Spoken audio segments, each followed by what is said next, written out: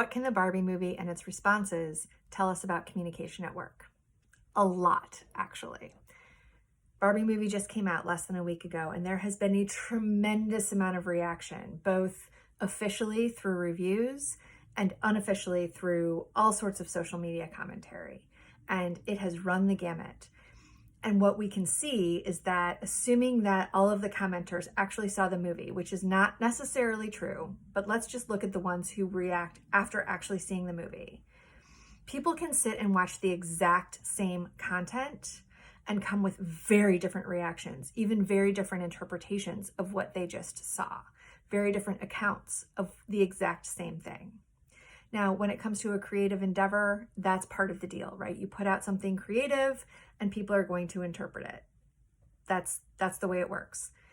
It's also the way it works in communication at work. And whether you are talking to one person, your small team, the entire company, or you're making a public statement, people will interpret those statements, any communication, through their own experience, through their own perspective, through their own role within the company or relationship with the company if they're external.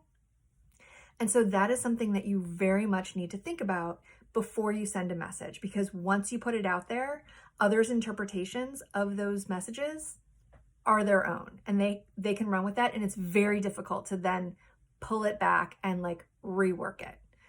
So the very first step of any communication is to understand your audience, what their point of view is, and what their current thinking is, so that you can communicate your message to them in a way they can understand it. It is not about controlling their reaction, but it is about ensuring that they interpret your message correctly so that when they do react, they're at least reacting to something that is what you said. Okay?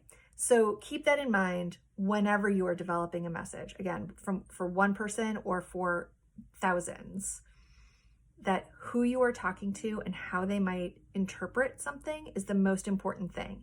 And then you develop your actual message to get to the point of whatever you want them to think, feel, or do as a result of your communication. But the audience always comes first, because they will interpret your message, and then it is outside of your control and you can't get that back. Let me know what you think in the comments and we can chat about it.